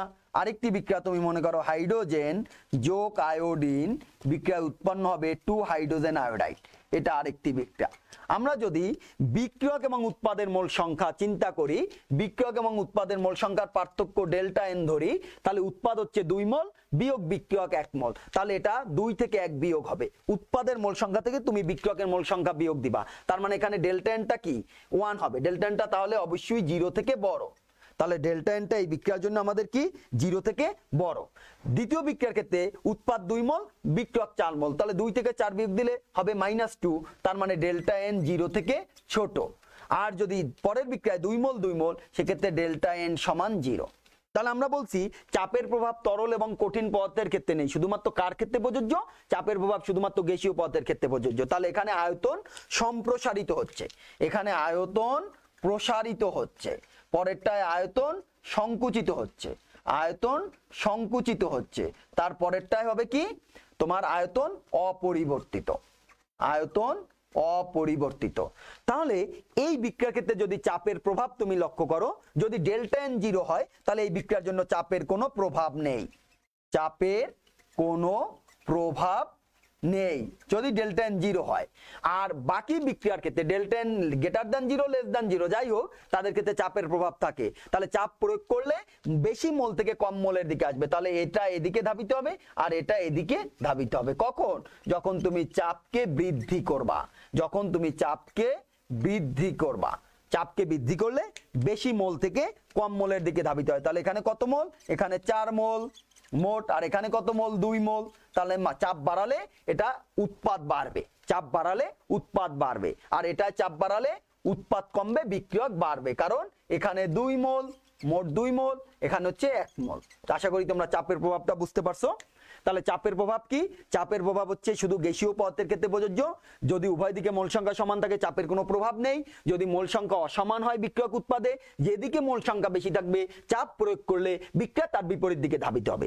যেদিকে মোল সংখ্যা বেশি থাকবে চাপ প্রয়োগ করলে বিক্রিয়া তার বিপরীত দিকে ধাবিত হবে। তাহলে আমাদের প্রথম নিয়ামক গেল তাপমাত্রার প্রভাব, দ্বিতীয় নিয়ামক গেল আমাদের চাপের প্রভাব, আরেকটি নিয়ামক আছে আমাদের ঘনমাত্রার প্রভাব, আরেকটি নিয়ামক হচ্ছে ঘনমাত্রার প্রভাব। তাহলে এটা হচ্ছে আমাদের লাস্ট নিয়ামক, ঘনমাত্রার প্রভাব। ঘনমাত্রার প্রভাব, মনে করো একটি বিক্রিয়া হচ্ছে নাইট্রোজেন, যেটা আমরা লিখছি যোগ হাইড্রোজেন, এই বিক্রিয়ায় উৎপন্ন হবে অ্যামোনিয়া। এখন দেখো যখন তুমি এই বিক্রিয়ায় এই উৎপাদকে সরিয়ে নিবা, অ্যামোনিয়াকে যখন তুমি এই বিক্রিয়া থেকে সরিয়ে নেবা, তখন সাম্যাবস্থা অর্জনের জন্য, কারণ বিক্রিয়াগুলো কি করতে চায়? সর্বদা সাম্যাবস্থায় উপনীত হতে চায়। তাহলে যেহেতু সাম্যাবস্থায় উপনীত হতে চায়, অ্যামোনিয়া সরানোর সাথে সাথে নাইট্রোজেন হাইড্রোজেন পরস্পর সংযুক্ত অ্যামোনিয়া আবার তৈরি করে দেবে। নাইট্রোজেন হাইড্রোজেন পরস্পর সংযুক্ত আবার অ্যামোনিয়া তৈরি করবে। তার মানে তুমি যাকে সরিয়ে নিবা বিক্রিয়া সেদিকে ধাবিত হবে, যাকে সরিয়ে নিবা বিক্রিয়া সেদিকে ধাবিত হবে। তাহলে এই বিক্রিয়া অ্যামোনিয়া সরিয়ে নিলে বিক্রিয়াটা সম্মুখ দিকে ধাবিত হবে। যদি আমি নাইট্রোজেন অথবা হাইড্রোজেনের কাউকে সরিয়ে নেই তাহলে বিক্রিয়াটা তার বিপরীত দিকে তোমার সেই দিকে পশ্চাৎমুখী হবে। তাহলে অ্যামোনিয়া সরালে বিক্রিয়াটা হবে সম্মুখগামী, আর যদি নাইট্রোজেন হাইড্রোজেন সরিয়ে নেই তাহলে বিক্রিয়াটা হবে পশ্চাৎগামী। এর উল্টাটা যদি তুমি ভাবো, যদি তুমি এই বিক্রিয়ায় অ্যামোনিয়া যোগ করো, অ্যামোনিয়া যোগ করলে অতিরিক্ত অ্যামোনিয়া হয়ে গেল, তখন বিক্রিয়াটা পশ্চাৎমুখী হবে। যদি বিক্রিয়ক তুমি যোগ করো বিক্রিয়াটা সম্মুখবর্তী হবে। তার মানে তুমি যাকে যোগ করবা বিক্রিয়া তার বিপরীত দিকে ধাবিত হবে। তুমি যাকে যোগ করবা বিক্রিয়া তার বিপরীত দিকে ধাবিত হবে। তুমি যাকে অপসারণ করবা বিক্রিয়া সেই দিকে ধাবিত হবে। ব্যাপারটা বুঝে নাও। তুমি যাকে যোগ করবা, যেটাই যোগ করো তুমি বিক্রিয়ক অথবা উৎপাদ যাই যোগ করো, যেটাকে যোগ করবা বিক্রিয়া তার বিপরীত দিকে যাবে, যোগ করলে বিপরীত দিকে ধাবিত হবে। তাহলে আমরা এটুক মনে রাখলেই হবে, যোগ করলে বিপরীত দিকে ধাবিত হবে, বিপরীত দিকে ধাবিত হবে। আর যদি আমরা অপসারণ করি, অপসারণ করলে ওই দিকে ধাবিত হবে। যাকে তুমি অপসারণ করবা সেই দিকে যাবে বিক্রিয়াটা। অ্যামোনিয়া অপসারণ করছি তাহলে অ্যামোনিয়ার দিকে বিক্রিয়াটা ধাবিত হবে, তার মানে সম্মুখবর্তী হবে। অ্যামোনিয়া যোগ করছি তাহলে তার বিপরীত দিকে অর্থাৎ পশ্চাৎবর্তী হবে, ওর উল্টা দিকে বিক্রিয়া ধাবিত হবে। তাহলে এই হচ্ছে মোটামুটি লাসাতেলি নীতির প্রয়োগ আমাদের। তোমার লাসাতেলি নীতি, সাম্যাবস্থা কিভাবে তুমি সাম্যাবস্থাকে ওভারকাম করবা, সাম্যাবস্থাকে পরিবর্তন করবা, তাপমাত্রা, চাপ, ঘনমাত্রা, এই তিনটা নিয়ামককে পরিবর্তন করে আমরা সাম্যের অবস্থানকে পরিবর্তন করতে পারি। তাহলে আমরা আজকে এই পর্যন্ত থাকলে আমরা পরবর্তী লেকচারে লাসাতেলি নীতির সাম্যাবস্থার প্রয়োগ, ভর ক্রিয়া সূত্র এবং আমাদের প্রথম যে বিক্রিয়ার হারের অংশটা পড়ছিলাম সেখানে আমরা প্রত্যেকটা নিয়মের একটা করে ম্যাথ করব। তোমরা আগামী ক্লাসে সবাই এই কেমিস্ট্রি ক্লাসে ক্যালকুলেটর নিয়ে ক্লাস করতে বসবে এবং আমরা যে ম্যাথগুলো করব, তোমাদের যে বিক্রিয়া হারের অংশটা পড়ানো হচ্ছে সেটা একটু তোমরা বাসায় সূত্রগুলো পড়ে আসবে এবং ওই থিওরিটা ভালো পড়লে তুমি ম্যাথটা সাথে সাথে করে দিতে পারবে। তো সবাই আজকে এই পর্যন্ত থাকুক, সবাই ভালো থেকো, আজকে পর্যন্ত।